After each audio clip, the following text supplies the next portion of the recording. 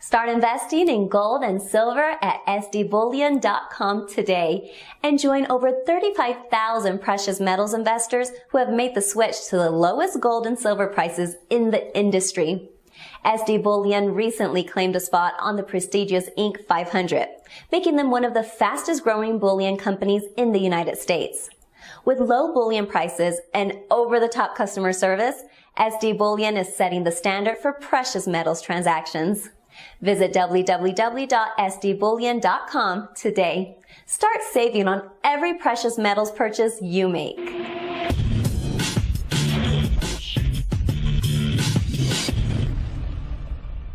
Hey everyone, this is Elijah Johnson with SilverDoctors.com, and back with us today is Bill Murphy from the Gold Antitrust Action Committee, GATA.org, and to LaMetropolCafe.com.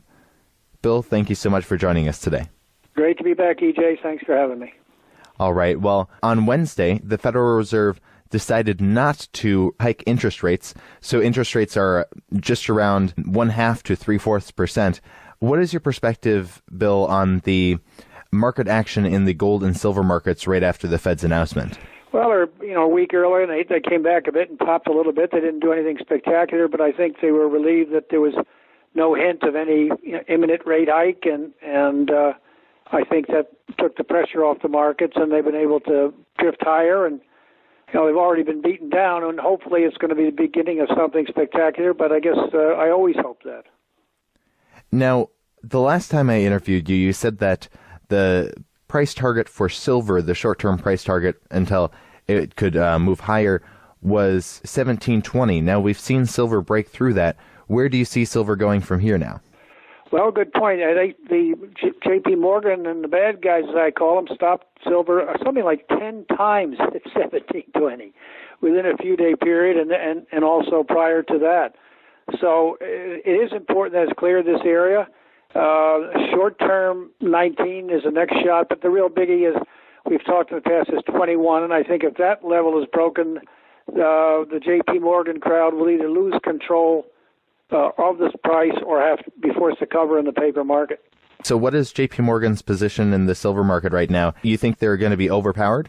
Well, I hope so. They've been the big short for 5 or 6 years, and we know that, according to reports, they've got a fairly decent physical position, which I think they accumulated in 2010 and on their way and since then.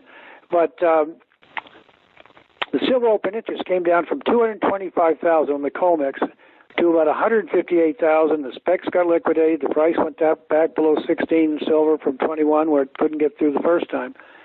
And now all of a sudden, in the past many days, the open interest is gone up 30,000 contracts. It went up 10,000 contracts in 3 days. It went up more in 3 days, the past 3 days, than it did during the entire move from 16, 17 to 50 in 2010, 2011.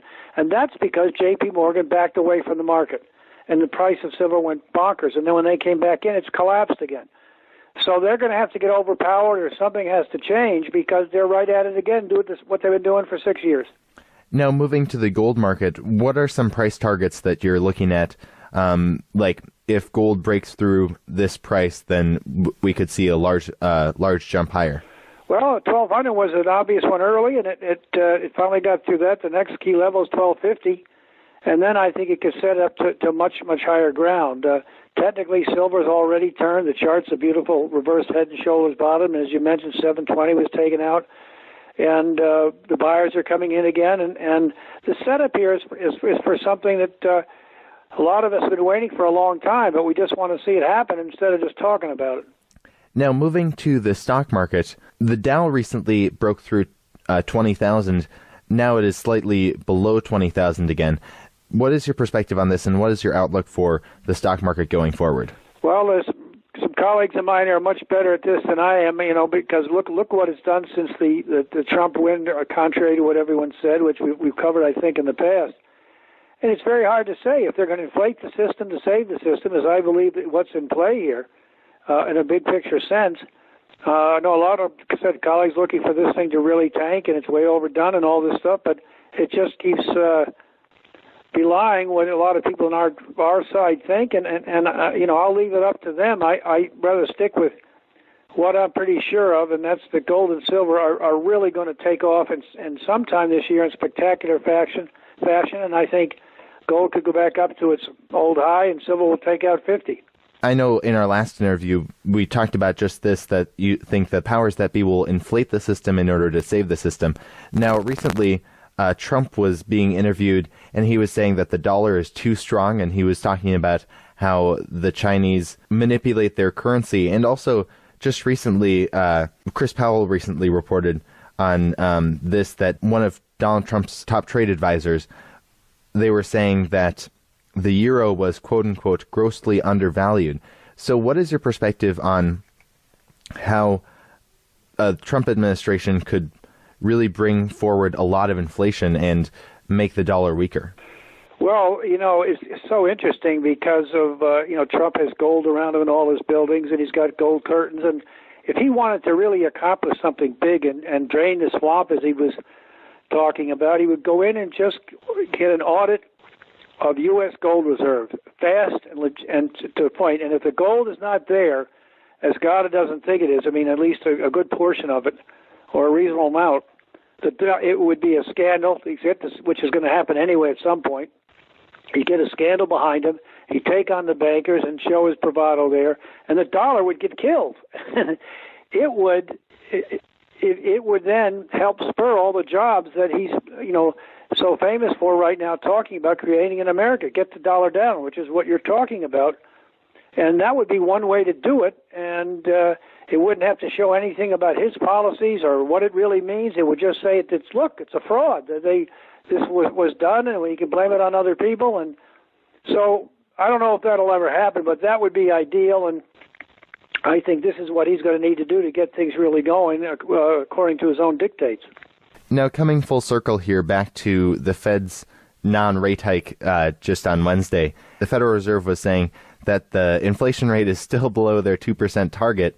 But in your perspective, is that really true? Because, I mean, if what you're saying is true, that we're going to see all this inflation, do you think the government is actually going to report, the Bureau of Labor Statistics, are they actually going to report the inflation? Or are they going to keep saying, no, inflation is really low, below 2%?